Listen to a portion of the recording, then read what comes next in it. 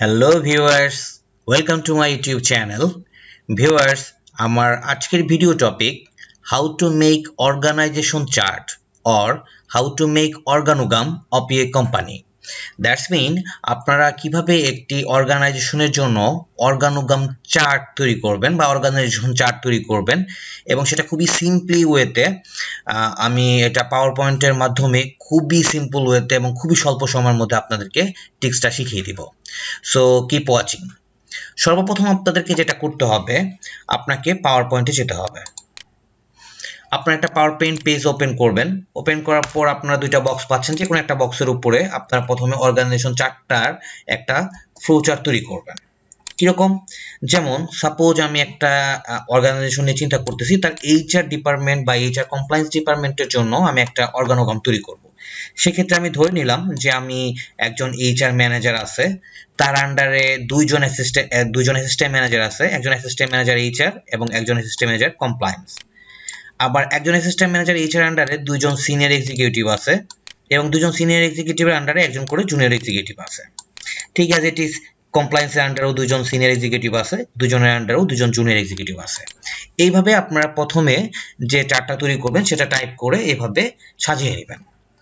সাজিয়ে নেওয়ার পর আপনারা এইটাকে সর্বপ্রথম সিলেক্ট করে আপনারা এটাকে লেফট অ্যালাইন্ড সিলেক্ট করবেন। দেন যেহেতু ম্যানেজার সবার উপরে পজিশনে আছে, সো ম্যানেজার আমরা এখানে থাকবো। আমরা অ্যাসিস্ট্যান্ট ম্যানেজার এখানে একটা ট্যাব দিয়ে তাকে এক ঘর সরিয়ে দিব, এবং যেহেতু অ্যাসিস্ট্যান্ট ম্যানেজার দুইজনেই ম্যানেজারের আন্ডারে, দ্যাটস মিন আমরা এই অ্যাসিস্ট্যান্ট ম্যানেজার কমপ্লায়েন্সটাকেও এক ঘর সরিয়ে দিব। এবার যে সিনিয়র এক্সিকিউটিভ আছে তিনি কিন্তু অ্যাসিস্ট্যান্ট ম্যানেজারের আন্ডারে, তো সেক্ষেত্রে আমরা সিনিয়র এক্সিকিউটিভকে দুইটা ট্যাব বাটন চেপে তাকে সরিয়ে দিব। জুনিয়রটা হচ্ছে সিনিয়র এক্সিকিউটিভ আন্ডারে, তার মানে আমরা এখানে তিনটা ট্যাব ইউজ করব। সিনিয়র এক্সিকিউটিভ যেহেতু আমরা, সেক্ষেত্রে আমরা এটাকেও দুইটা ইউজ করব এবং জুনিয়র এক্সিকিউটিভকে আমরা তিনটা ট্যাবে ভাগ করব। এটাকে আমরা দুইটা ট্যাব দিব, জুনিয়র এক্সিকিউটিভকে আমরা তিনটা ট্যাব দিব, সিনিয়র এক্সিকিউটিভকে দুইটা ট্যাব দিব এবং জুনিয়র এক্সিকিউটিভকে তিনটা ট্যাব দিব। এভাবে আপনারা অর্গানাইজেশনকে ঠিক সিকোয়েন্স অনুযায়ী সাজিয়ে নেবেন। ট্যাব বাটন ইউজ করলে আপনার স্পেসটা দিতে পারবেন প্রপারলি। ওকে, দেন খুবই সিম্পলি ওয়ে এবার আমরা কি করব, আমরা এই চার্টটাকে পুরোটাকে সিলেক্ট করব। সিলেক্ট করার পর আমরা রাইট বাটন ক্লিক করব। এখানে একটা অপশন পাবো কনভার্ট টু স্মার্ট আর্ট। এখানে আমরা অনেকগুলো সিকোয়েন্স দেখতে পাবো। এর থেকে আমরা এটা বেটার একটা সিকোয়েন্স, আমরা এটাতে ক্লিক করতে পারি। আমার এখানে এক্সট্রা একটা সিকোয়েন্স নিয়ে নিচ্ছে। আচ্ছা, এটা হয়তো আমি ব্যাক করে দেখতে পারবো যে আমার উপর একটা ব্ল্যাঙ্ক হয়তো জায়গা আছে, জন্য নিচ্ছে।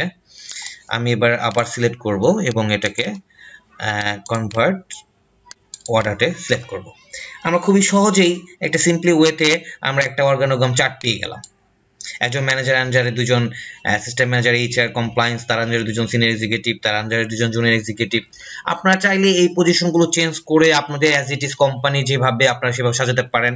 আপনাদের এখান থেকে যদি এটা ভালো না লাগে, সেক্ষেত্রে আপনারা এখান থেকে ওয়ার্ড আর্টের আরও বহুতগুলো ডিজাইন দেখতে পাচ্ছেন, এই ডিজাইনটা এইভাবে করতে পারবেন।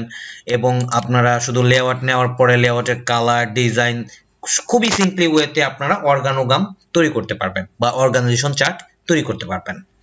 Thanks for watching my video. ভালো লাগলে আমার ভিডিওতে লাইক, কমেন্ট, আমার চ্যানেলকে সাবস্ক্রাইব করতে অবশ্যই ভুলবেন না। ভালো থাকবেন সবাই।